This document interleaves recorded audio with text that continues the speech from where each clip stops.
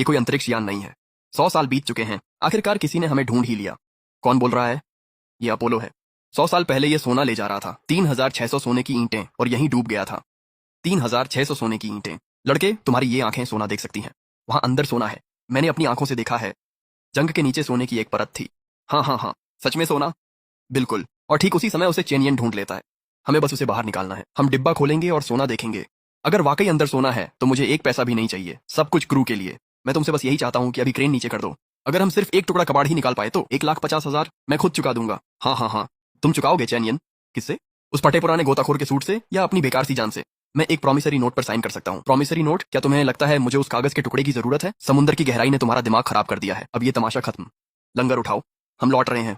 माँ डोंगाई, आज तुम 1.5 लाख नहीं बचा रहे हो, बल्कि सोने से भरी एक पूरी नाव को समुद्र में फेंक रहे हो। इस पागल की बातों पर ध्यान मत दो, हम लौट रहे हैं। जैसे ही पहुंचो प्रशासन से होकर जाना और 2,000 ले लेना, और कल वापस मत आना। क्या तुम मुझे निकाल रहे हो? मेरी नाव पर मैं पागलों को नहीं रखता। तुम्हें पछतावा होगा। मुझे तो अभी पछतावा हो रहा है कि तुम्हें सस्ते में रख लिया। अगर तुम वाकई किसी काम के हो तो एक नाव किराए पर लो और खुद उसे निकालो। मेरी नाव पर अपना समय बर्बाद मत करो, ठीक है? अपोलो ठीक मेरे सामने है। इस बार मैं अपनी किस्मत अपने हाथों से बदलूंगा। तुम क्या चाहते हो? मैं श्रीदू को ढूंढ रहा हूँ। क्या तुम्हें लगता है कि तुम ऐसे ही श्रीदू से मिल सकते हो? उन्हें बताओ कि मेरे पास एक पुराने सोने के जहाज का स्थान है। क्या तुम वही हो जिसके पास वो स्थान है? समुद्र में जाने के लिए मुझे 5 लाख की जरूरत है। 5 लाख? ठीक है ठीक है ठीक है। एक भूखा गोताखोर किस हक से ये मांग कर सकता है? इन निर्देशांकों के साथ। नीचे अपोलो डूबा हुआ है, वह सोने का जहाज जो 100 साल पहले गायब हो गया था। जहाज के ढांचे में एक तिजोरी है जिसमें कम से कम 3600 सोने की ईंटें हैं। उस दोपहर माँ डोंघाई ने एक बहुत ही मजेदार बात सुनाई। उसके जहाज का एक आदमी कहता था कि उसने समुद्र के नीचे सोना देखा है। तो वह तुम थे। तुम वही पागल हो जिसके बारे में वे बात कर रहे थे। चाहे सच हो या झूठ, 5 लाख में हम पता लगा लेंगे। और अगर ये झूठ निकला तो तुम मुझे रोक सकते हो। और एक भूखे गोताखोर की कीमत कितनी है? मैं तुम्हारे लिए 20 साल तक गोता लगाऊंगा, बिना वेतन, बिना किसी कमीशन के, जब तक कि मैं वहीं नीचे मर ना जाऊं। अब मामला दिलचस्प हो गया है। ठीक है, मैं तुम्हें एक मौका दूंगा। मैं 5 लाख, जहाज, लोग और क्रेन दूंगा। लड़के, तुम असल में क्या निकालने वाले हो? एक पुराना डिब्बा जो मेरी जिंदगी बदल देगा। ठीक है ठीक है ठीक है। मैं 30 साल से समुद्र में हूं।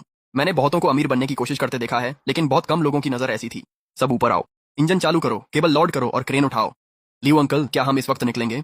बॉस ने पहले ही पैसे दे दिए हैं। चाहे खुद शैतान भी लहरों पर हो, हमें जाकर देखना ही होगा। क्या हम पहुंच गए? हाँ, डूबा हुआ जहाज ठीक नीचे है। क्या तुम ऐसी लहरों में लंगर डालना चाहते हो? तुम पागल हो। दोनों लंगर डालो और जहाज को स्थिर करो।